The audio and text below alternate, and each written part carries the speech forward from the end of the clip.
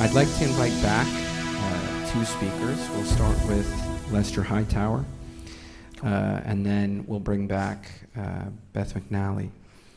Lester Hightower is a father of two kids, one of which has type 1 diabetes. He's been helping his son manage type 1 diabetes since 2010. He is a low-carb advocate, a Dr. Bernstein advocate, and he also runs a not-for-profit. We're very happy to have Mr. Hightower here, and very happy to have Beth McNally back. Thank you, Joe. Yeah. You have your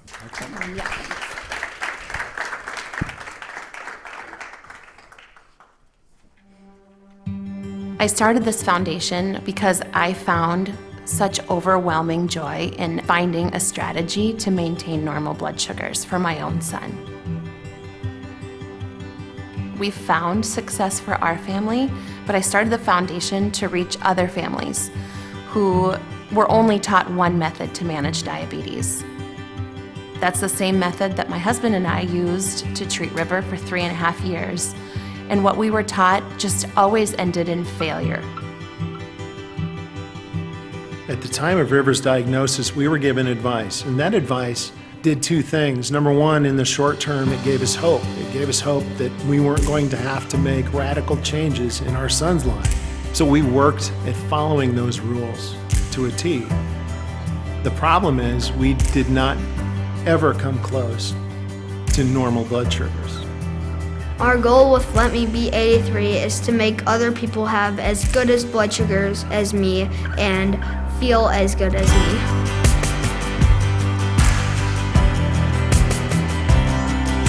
He still eats kid food, you know, what you would want to call kid food, but we hack it. We make it in a way that it's good for his blood sugars and it will allow him to live a life free of complications. Sometimes people get caught up on the fact that we call this a low-carb diet, but when you look at a plate of his food, it's what we should all be eating. He actually has more abundant variety of foods and delicious homemade things to eat because of his lifestyle. In the United States, we spend more money on our health care and less money on our food than anywhere else in the world. We're intentional about how we spend money on River's food. There are times that we'll indulge when we take them out for dinner. I'm also thrifty. You can find meats on sale. I made a post recently about ordering at a local restaurant that serves rotisserie chicken. I bought a whole chicken, 2 giant salads, and a bunch of vegetables for $32, and that fed our family of 4, and we also had leftovers. We were falling into the trap of letting him eat what he wanted and just dosing insulin, which doesn't work well for kids with type 1 diabetes. So the hope that we had was false hope. And it wasn't until we made a change in River's diet that is totally simplistic and actually, in my mind, is very commonsensical, that we were truly able to bring River's diabetes under control. He now lives with normal blood sugars. I hope that through this organization, other kids can lead the same type of life. So once we changed River's diet, his mood stabilized. He's always been such a happy-go-lucky child, but River became an even sweeter version of himself. He's grown like a weed. He's become more athletic. He's more focused. He's more able to use his childhood to do fun things instead of being disrupted by his diabetes. Let me be 83. Let me be 83. Let me be 83. Let me be 83. Let me be 83. Let me be 83. Let me be 83. Let me be 83.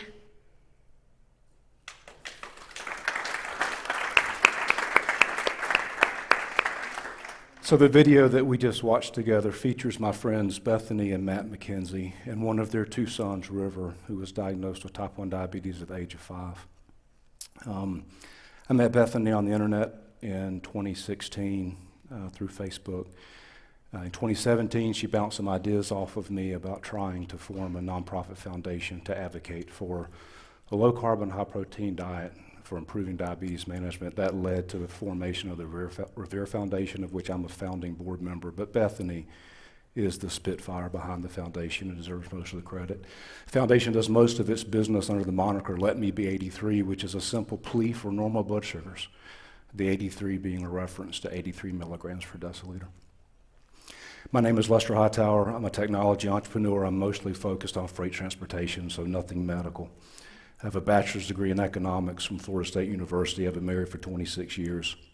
I'm the father of 2 children, and one of them is my son, Andrew, who is my connection to type 1 diabetes. He was diagnosed in June of 2010, just a few weeks after his 5th birthday. That was the summer before he started kindergarten. He was 3.5 feet tall. He weighed 39 pounds. Today, he's a college freshman. He's off at school on academic scholarship. He's approaching 6.5 feet tall. He weighs a little over 190 pounds. This slide shows you the best $20 I've ever spent in my life. This is an Amazon cart. You can see I placed this order 9 days after Andrew was diagnosed. One of the books on that Amazon cart was the previous edition of Dr. Bernstein's Diabetes Solution. This basket of books arrived, and I got to be honest with you, Bernstein's was a challenge. Over 500 pages. I think it was the last of these 4 books that I read, but when I read it, I knew that I had found our way out of the blood sugar roller coaster hell that we had been living in for the first few weeks of his diagnosis. And as a result, Andrew has 13.5 years of non-diabetic A1Cs. So I like showing this slide this way for 2 reasons. You can see ages 5 to 18, those photographs are almost exactly a year apart. Those are the years, those are the stages of life that we've walked Andrew through with type 1 diabetes, and now he walks himself through it. He's off away from home at college. And the backdrop there is his A1C value since the day of diagnosis through December of last year. And if you ignored the first 2 values, which were right after diagnosis, that's 13.5 years and 43 A1C tests that average to exactly 5.0%.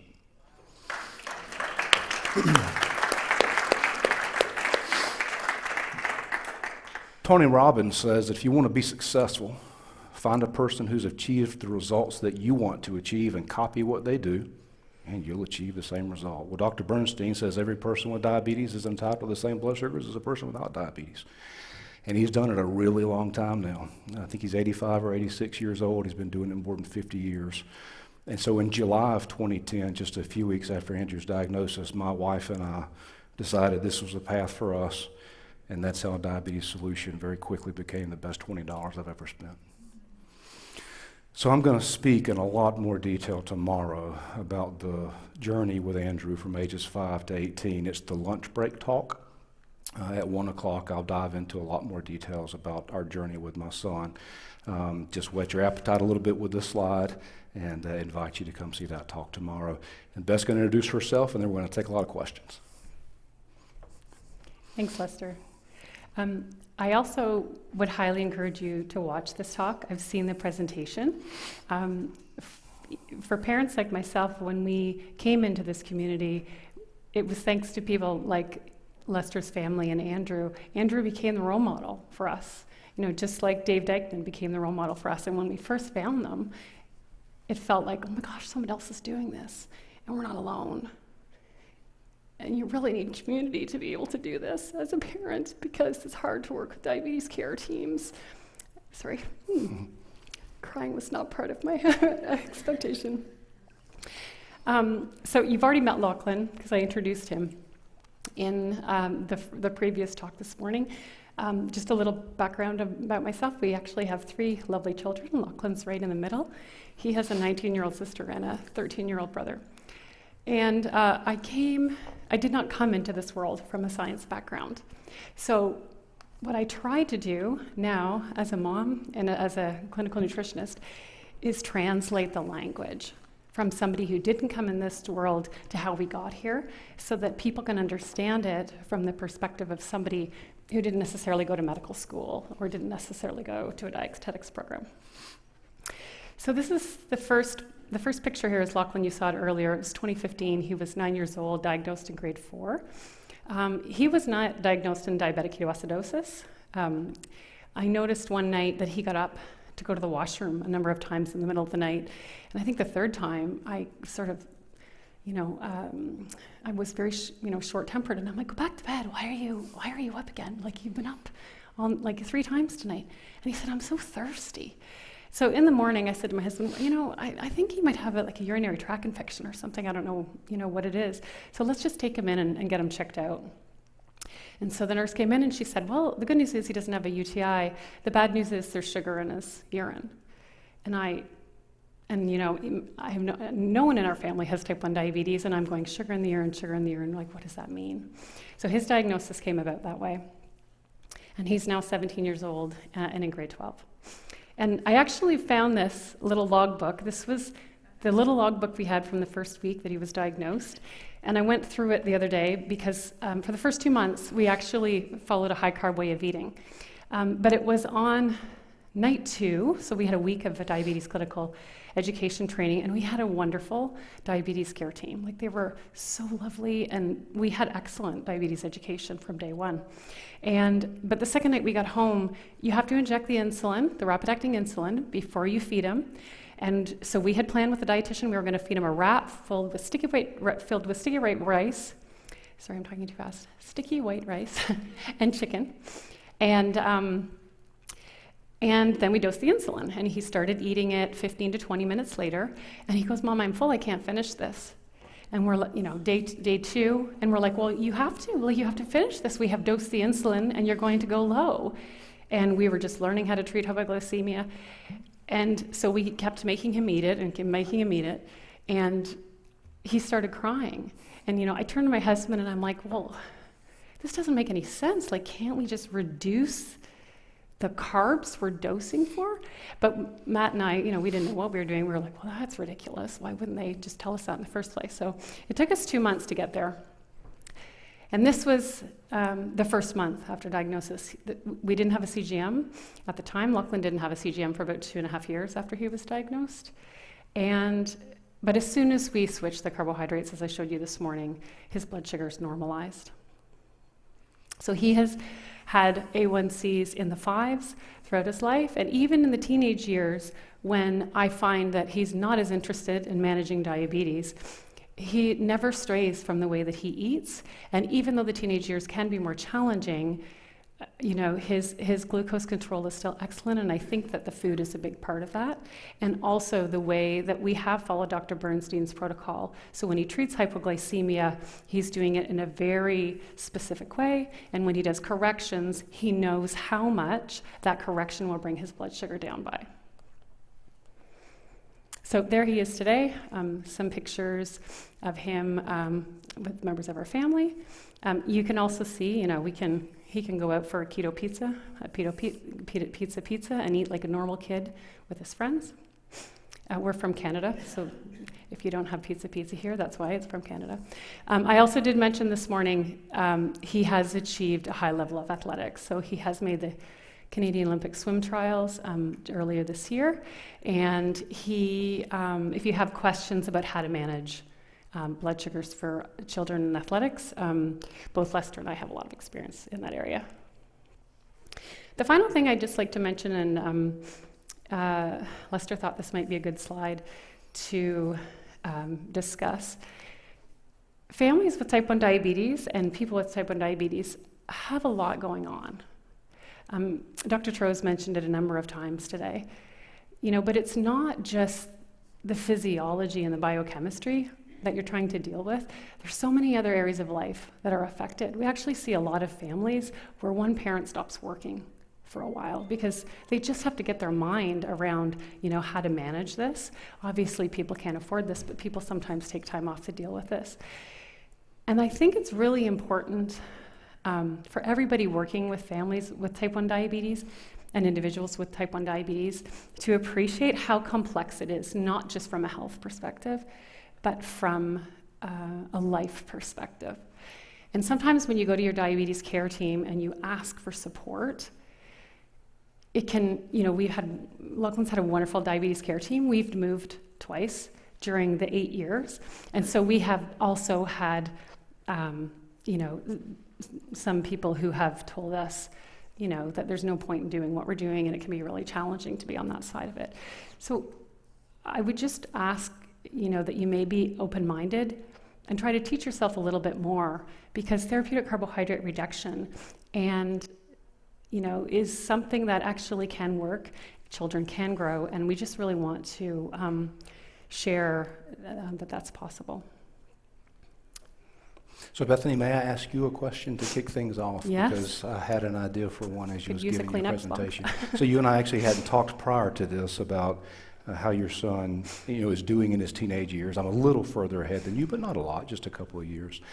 I'm curious what your perspective is of how much his pride in being successful helps.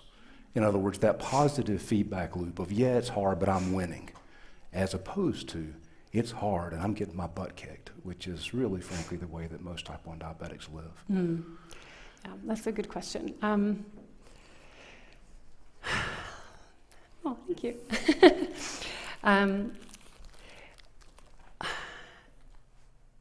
A person that I met actually at the Blue Ball last year, she's had type 1 diabetes for a long time. And she said, you parents, you have to just keep doing what you're doing with the food, because you're actually setting the foundation for their future. And teenagers and young adults, they may stray a little bit, but you're basically putting the habits in place, and they will return to those even if they ever stray a little bit. What I've found is that Lachlan just never wants to trade the horrible feeling of high blood sugars for anything else. So, we have always said to him, when you're an adult, you can manage this however you want. But our job as parents is to teach you how to manage this so that you have the best possible quality of life as an adult. And that's how our family came about doing this. And so now he's able to learn for himself because he's 17. So he actually went out, I can't remember how many months ago, because I've always said to him, never do anything behind our backs when it comes to type 1 diabetes. If you need help, you need to let us know. If you decide to change your mind, you need to let us know, because we need to keep you safe. And there are some things, like we do not encourage our children to drink alcohol at all. And his older sister was forbidden from ever drinking alcohol. But I have to have conversations with my son about alcohol because he has type 1 diabetes. And I have to say, you cannot, if you ever make a teenage decision that I hope you don't, you have to at least tell us, because we need to be aware and keep you safe, because they can go hypoglycemic when they drink. So he did one day come to me. I was just about to go to bed one night. I was reading a book in bed. He came in and he said, "Mom, I decided to have the fries at McDonald's." And he goes, my friends were all eating them, and I was just like, you know what? I think I'm just going to try that. And he once had toast when he was 14 because he was babysitting his niece or his cousins, and he thought he'd try that. That was the only other time he'd ever done that. And he goes, I dosed 2 units of rapid acting. I thought that would be enough. And I'm 200, and I don't know what to do. I was like, perfect. So you've come, and we're going to work this out together. And then I told him how much insulin to carb ratio it would be, and he almost died at how much insulin, because he's never had that much insulin. Anyway, I'm talking on and on. So you guys have no way of knowing this, but Beth and I only met as part of being invited to present here. So she and I have known each other for like 3 weeks. I could stand here and tell a very similar story. Andrew experimented like all kids should do, ages 12, 13, 14. Same thing, fries out with his basketball buddies, hamburger with bread. And I remember always viewing those not with any anger, but as learning and teaching opportunities. And what I discovered is that if we just stuck there with him and just held in and let him see the results, and it wasn't, what he was trying to understand, I think, is with his own evidence-based experimentation, are mom and dad being truthful with me? Or are they being too restrictive? Like, where are the bounds? And he figured it out on his own. And then if you come to my talk tomorrow, you'll see what he's doing on his own off at college. And he's doing really well. So rather than take up a lot of time, thank you for indulging me in the question that I had. So the questions that Beth and I put on this slide, we actually are not going to read this slide. We're not going to go through it. These were just some ideas of things we thought that the audience might be interested in to start throwing at us. We're prepared to talk to this and 1,000 other things. So with that, I'll flip to a slide that shows our photos and our names and invite folks to the microphone. I will say one thing. The very next morning with the McDonald's Friday, he said to me, he goes, that wasn't worth the 7 hours of bringing down the blood sugars, and yeah. And I mean, he might try that again, Sure. and then I think he will. Yeah, I fully expect that he will. I think probably until they're 25 years old, they're going to need a reminder every 3 months. But that's okay. They have the tools, and the foundation and the fundamentals are what is important. Yeah. Hi guys, I have 2 questions. One, I have a lot of, I've seen patients with type 1 in older age and some in younger age. And I've noticed that there can be a lot of shame and guilt, food judgment, feelings of food judgment, and a lot of feeling restricted. Yep. And the way you guys have both, I could just tell you guys are probably great parents. The way you're talking about your children, I mean, it's so evident. And the same is the case with, RD and David and Hayden. You know that he's such a good dad. And so I think there's something to be said about dismantling some of those barriers. So if you could just pick apart some of those, the restriction mindset, the deprivation mindset, opening up how do you, relate, both of you guys, how do you relate to your kids? So if you don't mind me starting, Beth, I'll start and you close. So Dr. Bernstein is a very opinionated guy.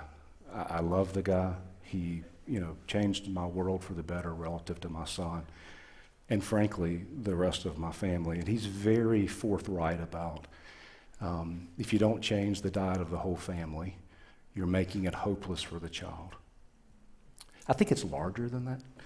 I think of it more as like a family values conversation, and I'm not trying to, espouse values here, but every family has values, and for our family, it's valuable to us to protect the members.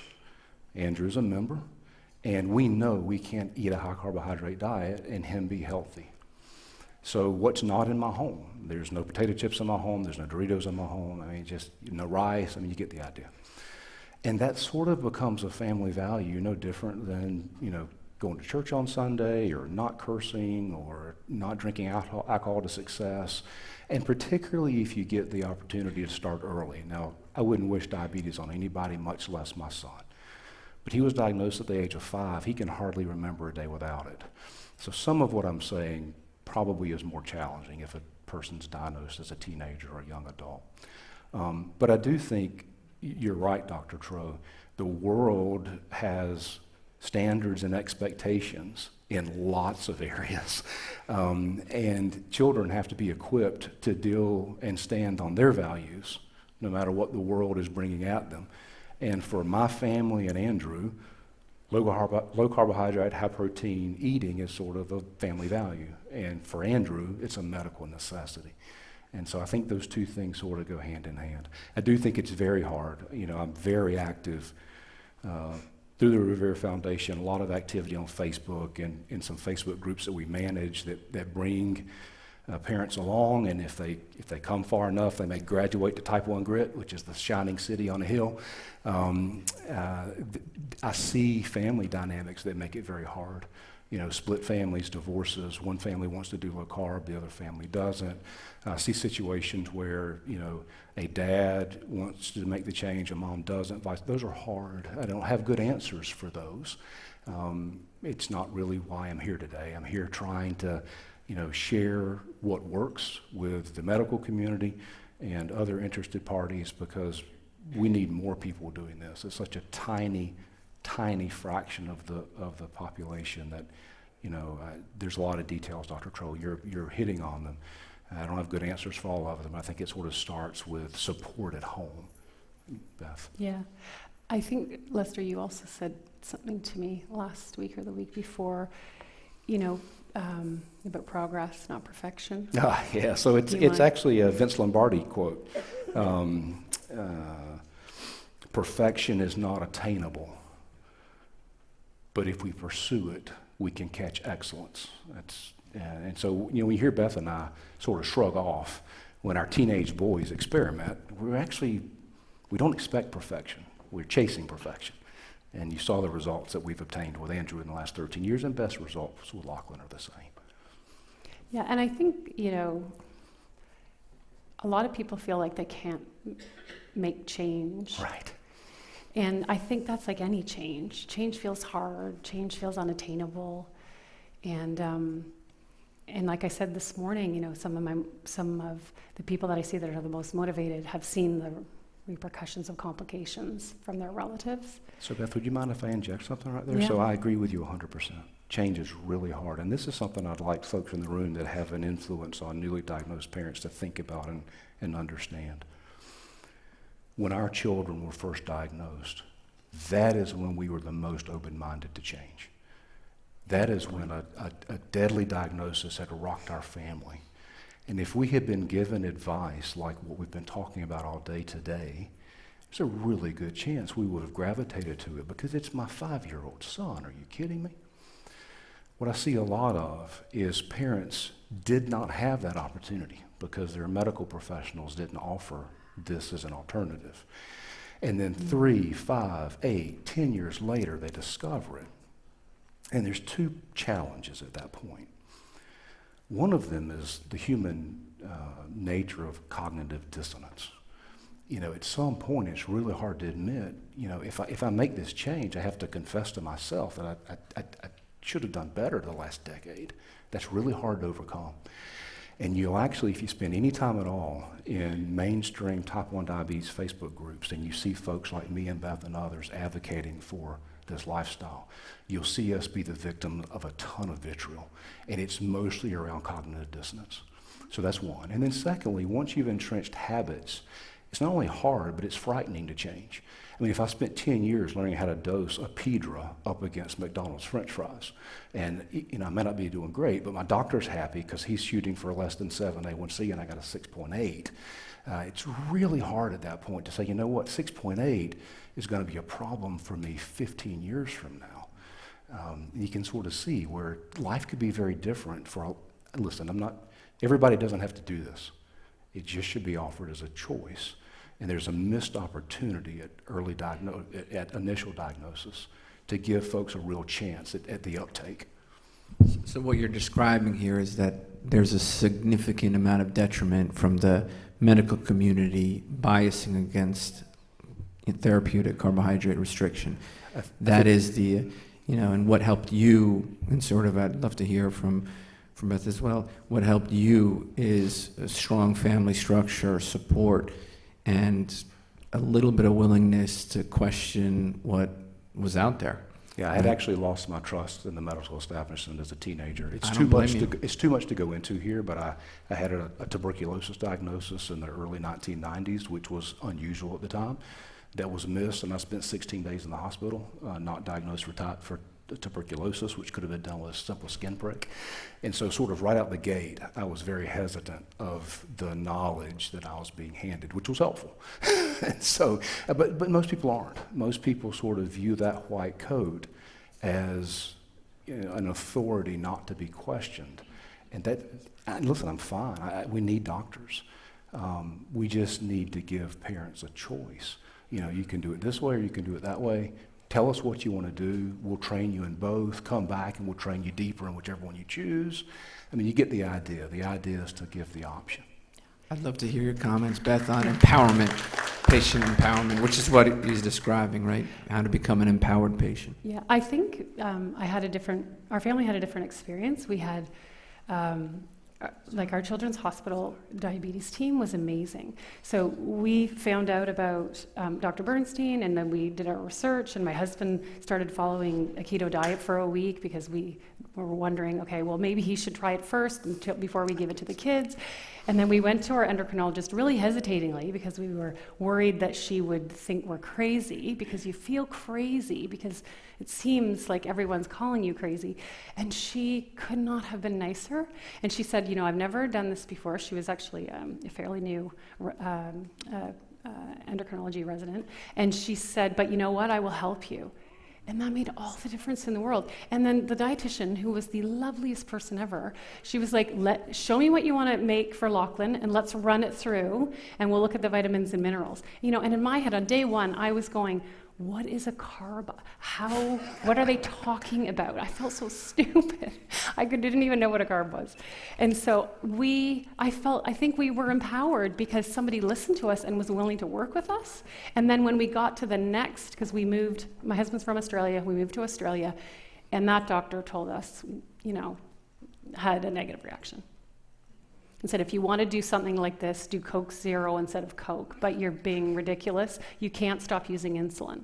And I said, we're not trying to stop using insulin. But by that point, we had already been empowered. Thank you. Hi, Ian Lake, I'm a GP in the UK. I loved your video. I think it was absolutely moving. Question I have is, we've just been talking about sport in type 1 for keto.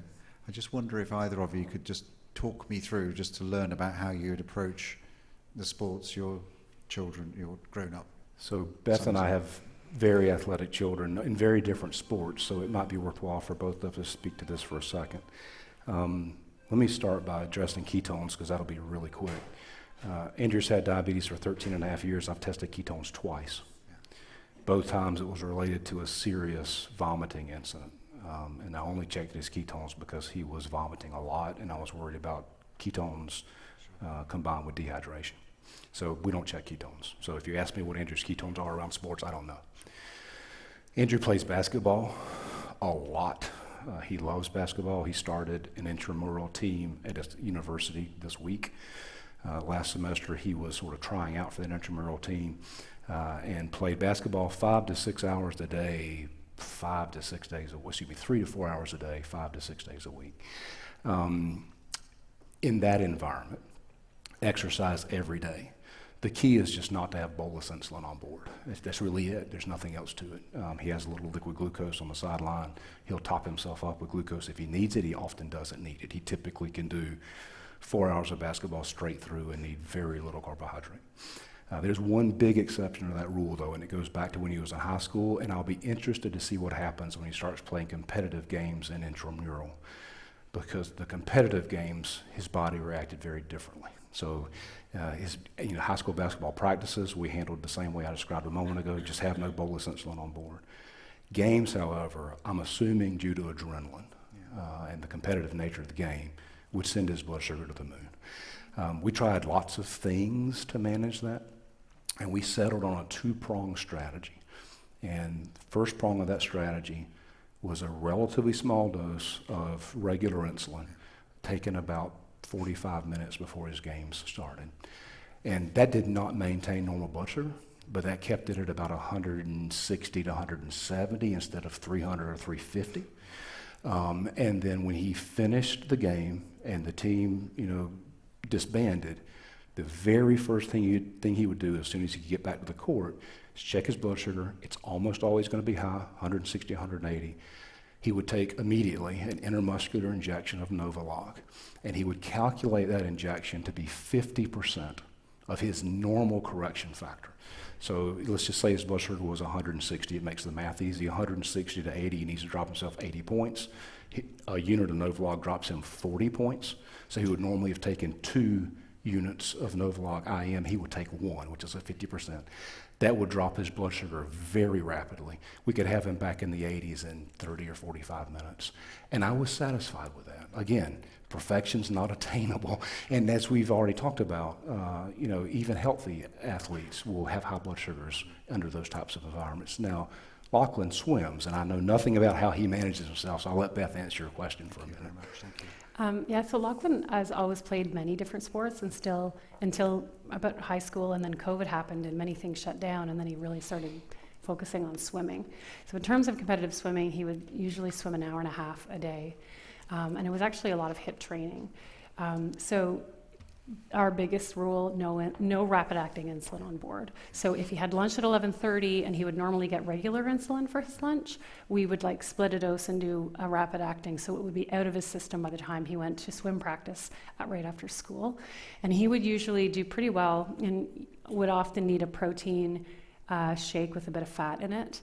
And we would have that wanting to peak at about the 1 hour mark, because usually for the last half hour he'd start dropping in swimming. So that's what we would do. And he would always have glucose right by the side of the pool, his CGM in a Ziploc bag. But he only treats hypoglycemia based off the glucometer, because when you're exercising, the glucometer can have a different number than your CGM number. In terms of other sports, it really depends. He actually played football for this year. He wanted to try and play football with his friends. So we were like, okay, we're gonna, pull back on even like we did a bit of temp basal. They barely move. They just practice plays all the time. The only problem we had is sometimes if the coach got mad, he'd make them run sprints at the end, and then we were in trouble. So that was the hardest. The hardest thing is inconsistency. Yes. What happens at practice. Absolutely. Yeah. Thank you very much. Thank you. Thank you so much for coming. I'm Eric Westerman. I'm an associate professor of medicine at Duke University. And tomorrow morning I'm going to talk a little bit about my background for type 2 diabetes and obesity. It took me 25 years to get to where we are today after I first heard about this. And not much has changed for obesity and type 2 diabetes. I'm so encouraged by your story and your opportunity. And I don't have a child with type 1. But you're going to have to be a little political, a little bringing in your business sense and all that. And not everything Dr. Bernstein says is necessary. I agree. So, Dr. Weston, let me interrupt. Oh, no, you can't stop me yet. Yeah, Sorry. So, Let me just say, so I met the guru. I met him several times, and he's a wonderful man. And when I hand out his book, I say, this is like getting the tablets from Moses. It is. And I mean, you're kind of dancing around the progress, not perfection, and you do all the attainable and on. No. So you go like Tony Robbins and go in and see from the type 1 gridders what they're actually doing and what really works. Right. My hunch is they're just cutting carbs. It has nothing to do with the timing of the blah, blah, blah.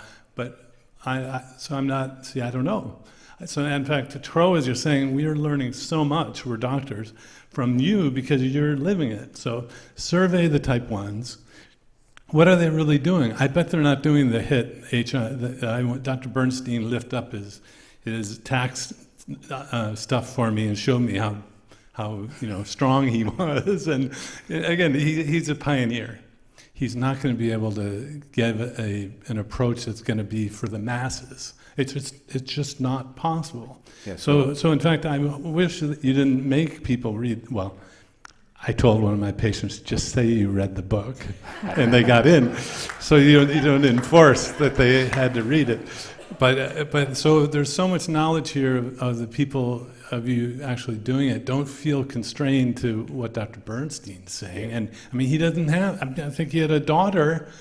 I mean, if I were you, if I had all the time and money in the world, I would get an academic or two. See, Kukazela, Leonards, Westman, Wolver, Kutnik. You get them on your board quickly. You get medical people on your board. That's going to give you a little protection. And then what Verta Health has taught me, they're a type 2 treatment company. They did their own study. I was waiting for NIH. I was waiting for the government. I was waiting for the organizational groups, the American Diabetes Association, JDRF. So I met he is Dr. Dykman, but he's a rocket scientist, not a MD. And I know that his family really well. And the struggle, you want to help people not have to struggle when they start, right? Give them enough, but you want to be protected from the, irrational fear from people that don't know about it. Those are called doctors and dietitians. And then use the information that the type 1s have already gleaned for you, who are doing it and being successful. And it means branching out more than your experience. So I look at this, wow, I wish I had this 25 years ago when I was starting that, because we had nothing.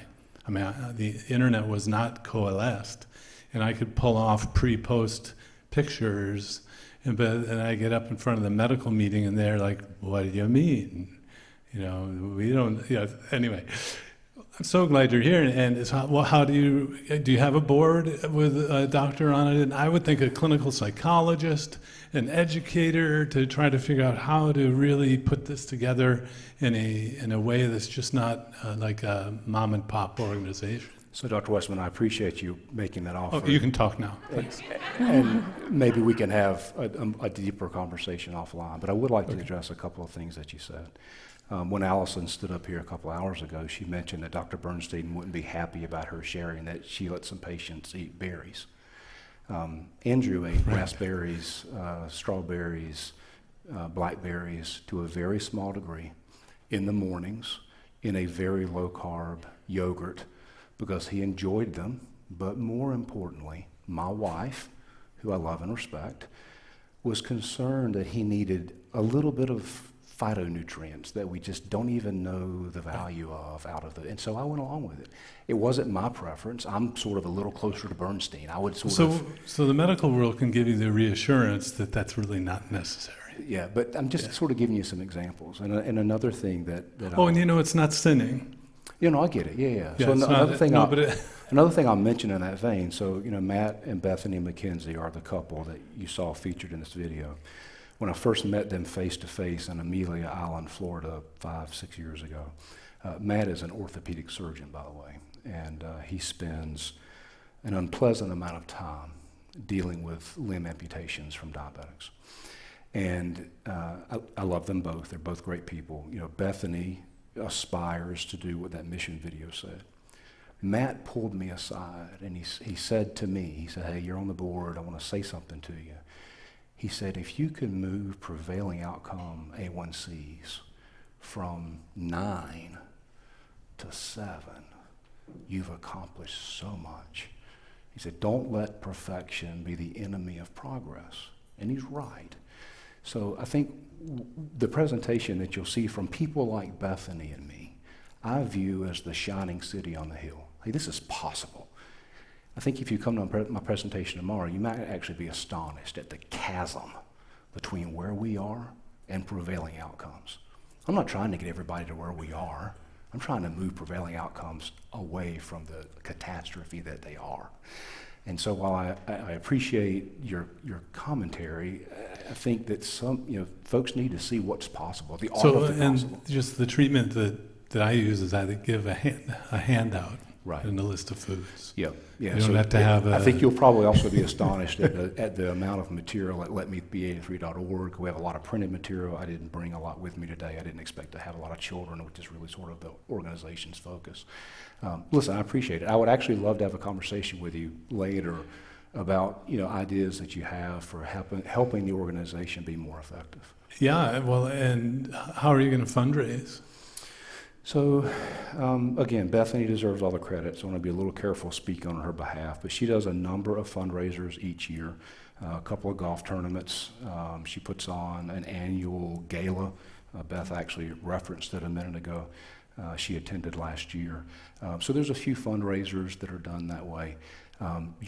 You may not be aware, since you seem surprised at the organization's existence. We released a documentary movie a couple years ago called The Diabetes Solution. It's available on Amazon, Netflix, all the regular places that you'd buy stuff. It's a full feature-length film, I think 47 or 52 minutes long. So those are the types of things that we're doing. Dr. Westman, I think you'd also probably be surprised at how much time individuals spend sort of presenting the same data in 140 character form on Twitter and Facebook and in mainstream groups. And Well, I'm going to say something now that I don't want to sound prideful, so I'm going to preface it by saying I take no pride in this. But, in the last decade, I probably have fished several hundred people out of the mainstream groups, and I usually am successful when they're less. We need to get to thousands. So I agree with you. thousands. So I agree with you.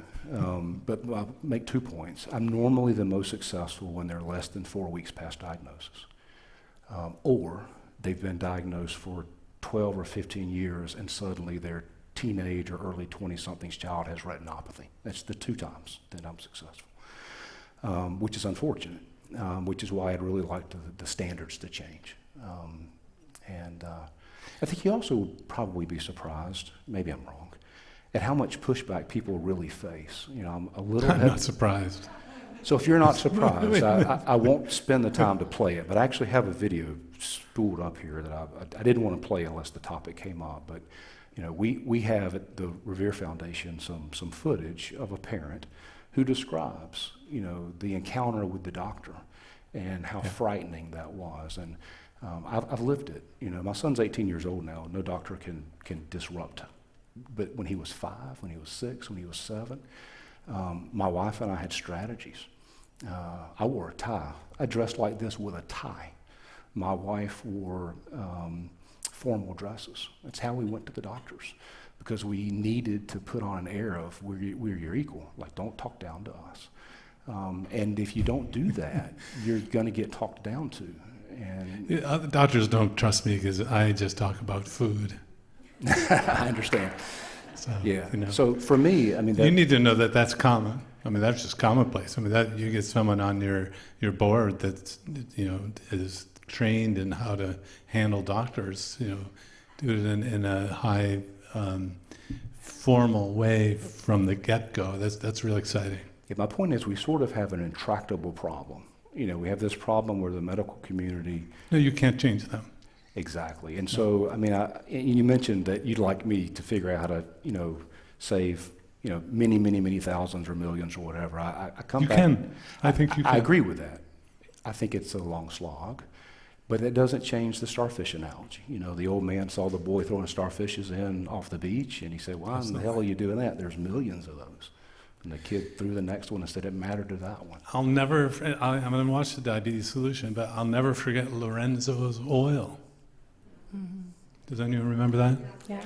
So the devotion of a parent, the parents figured out something, I don't know, it was the drama of the film, but they basically figured out the biochemical issue that their child had because nobody else cared. So if the Diabetes Solution is not getting the traction or the drama or what, it's got to be redone. I would think with your story, Dykman.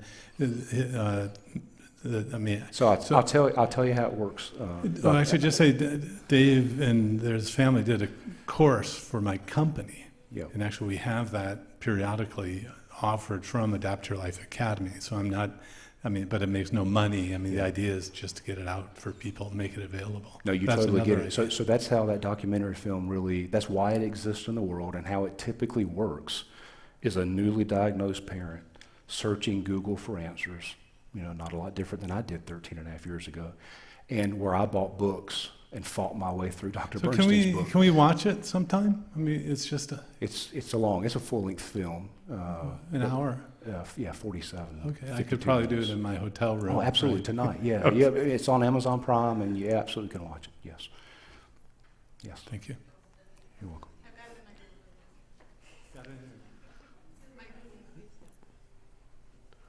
Hi, I'm Peter Ballerstead, Grass-Based Health. Please ask Beth a question. No, I just saw a line with the same word repeated 3 times, and my, selection bias kicked right in. First of all, thank you very much. What about protein? And the next thing is, I keep digging around looking for a relationship between essential amino acids. And so if you could, in a reply or throughout this weekend, point me to some people that are looking at more sophisticated work with protein, nutrition, and diabetes. I'd really appreciate it. Once again, thank you both for being Yeah, here. thank you, Peter. I'm going to give you a very brief answer and let Beth sort of dive into the dietitian side of things. So I'm going to say only this. Based on my experience with my son and my household and with it's thousands at this point of children who I've watched grow up in the last 13 and a half years through Type 1 Grit and other groups that we run on Facebook, growing children need a lot of protein. It would be staggering to you, particularly if they're athletic, how much protein they really need. And then that volume of protein comes along with insulin requirements. And so from my perspective, it's protein insulin balance, and you got to keep all those things up, and all those concerns about growth and brain development, they're hogwash at that point. Yeah. Beth may be able to talk to you about like the different amino acids, what's essential, what's not, but I'm not going to try to go there. I don't have the credentials. No, that's okay. One interesting story you might find, which is personal. I'm trying to be up here as a parent at the moment. The very first year that we switched everything, it was low carb, high protein. We still didn't know what we were doing, of course. We were just, trying to put food on the table and hoping that we were doing the right thing. And we decided to cap Lachlan's protein intake because we were worried about kidney health. And, the pervasive concern about that. And also he was actually born with an issue, hydronephrosis. So we kept it. And that year his growth, he grew a little, but he didn't grow a lot. And when he was hungry at the end of dinner, we would provide something that was a fat or a carb. And so after about a year of being like, okay, should we be starting to get a little bit worried about this because his growth is okay, but his trajectory slowed down a little bit, we just decided that we would let him pick the protein at the table that he wanted to eat, and we would make sure that he had enough to eat, and then his growth trajectory, came back online. Now, what does that mean? It's an N of 1, but I do think that we should let, the hardest part for me is going from a mom to the clinical world, and it's so confusing in the clinical world. And when I think about, serve your children healthy food, let them pick what they eat, let their hunger drive them. We keep talking about intuitive eating. I'm like, just let the child pick that. It's really hard in type 1 diabetes because we count everything and then we dose insulin. But if you just go back to it, like they're like, how much fat should it have? I'm like, nature packages it. The fat is together with the protein. We don't have to keep adding in oodles of fat. It's coming along with the protein foods. And sometimes I think we just have to take a big step back and try to simplify but we get conditioned out of that because from the day of diagnosis, you start counting everything. Thank you both. John Cripps, I'm retired ophthalmologist from Ontario, Canada. I'm very impressed by type 2 grit by both your presentations, everyone else here today. I've learned more about type 1 diabetes in these few hours than I did through internal medicine residency, ophthalmology, all med school. So very impressive.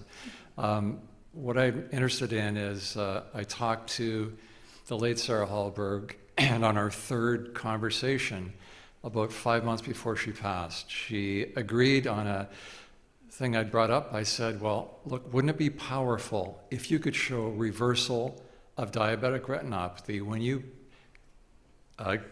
use therapeutic carbohydrate restriction? She said, yeah.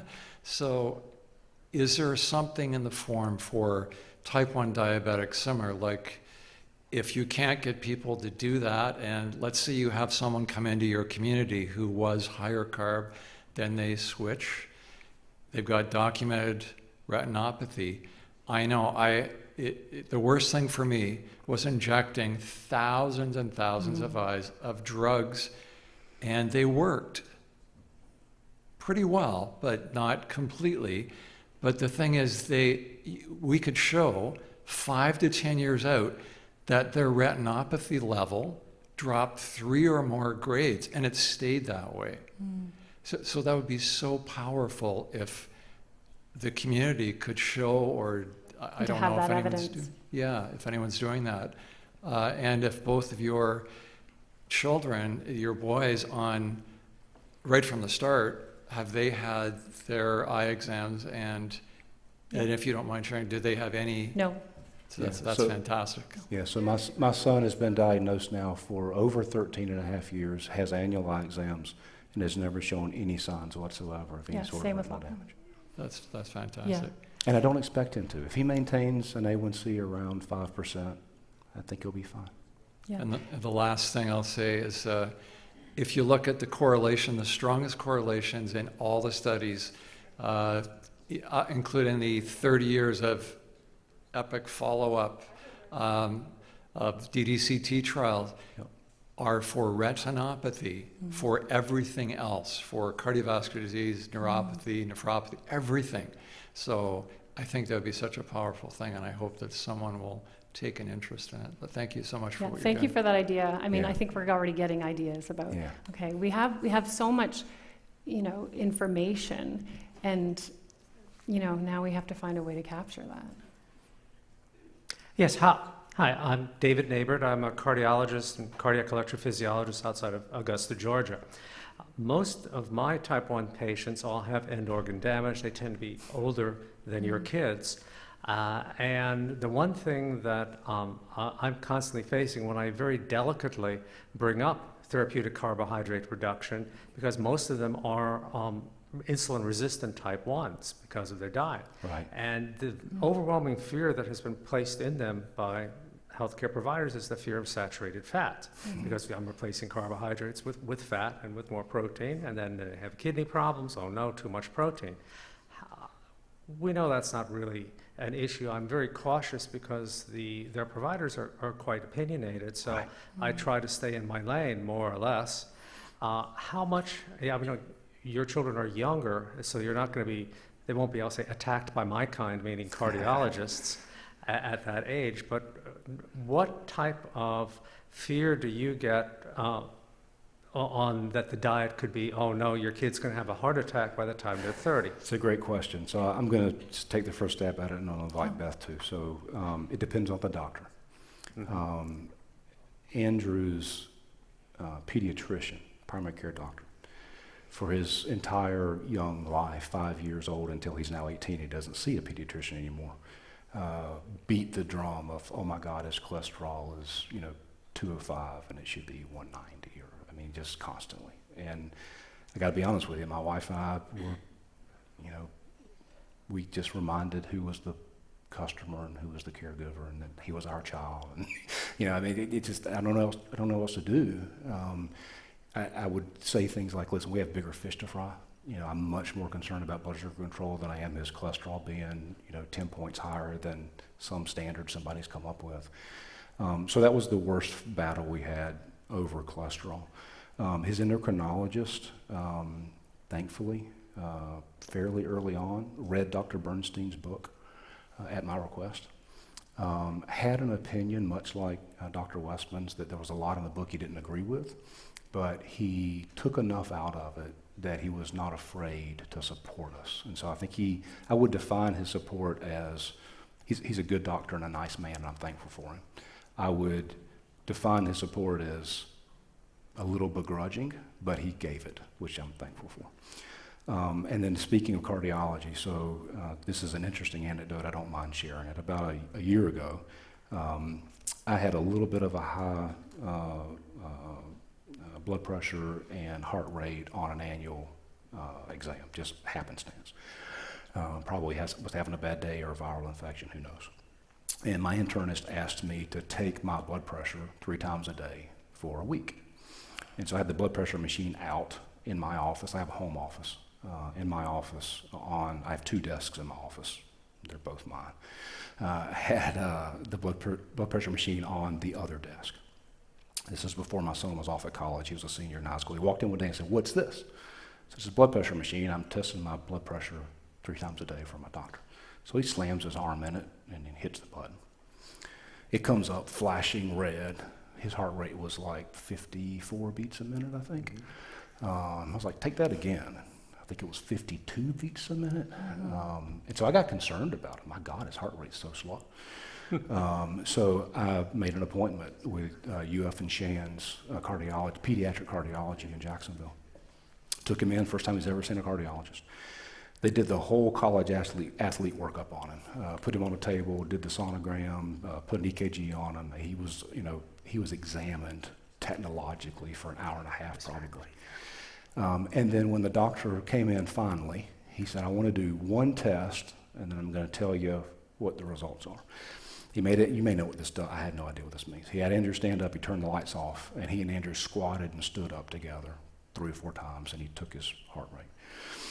And then he said, okay, your son is an extremely high-level athlete, and his heart rate is 54 because that's all it needs to be. Like, he runs up and down the basketball court hours a day. That's not a problem. He said, I got 2 things to say to you. And he looked at my son, and he said, whatever you're doing to maintain your diabetes at an A1C of 5, never stop. That was number 1. And number 2, he told him, he said, listen to me very carefully, because I'm the cardiologist. Don't let any other doctor ever give you a fear of salt and potassium, because you exercise so much, you need an extreme amount of salt and potassium. I'm very appreciative of that doctor. He went out on a limb just a little bit and told my son, other doctors are going to tell you things about your heart which are untrue, such as avoid salt and potassium. This is where I wish endocrinology would get to. I wish an endocrinologist would say, hey, newly diagnosed parent of a child, you're going to have a lot of doctors frighten you about cholesterol, kidney damage, blah, blah, blah, blah, blah. But we have big fish to fry here, and it's called blood sugar control. And here are the things you should know. When my son was diagnosed 13 and a half years ago, I was told nothing, not one solitary piece of evidence or data about the long-term complications of diabetes. I had a hint of what they were because I have a second cousin who died in his early 60s of type 1 diabetes when he was diagnosed at 16. And when I started doing my own research, I got very afraid. And then I got very angry that nobody told me. You know, I'm a high IQ entrepreneur. What about the mom that's, you know, in there getting diagnosed, who's going to go back to an 8-to-5 job next week? I'm really frustrated with not just the lack of support. You know, people can often support themselves if they have the information and the knowledge. That's what frustrates me the most. I just want to say it's really nice to hear a Florida State man say such kind things about the University of Florida.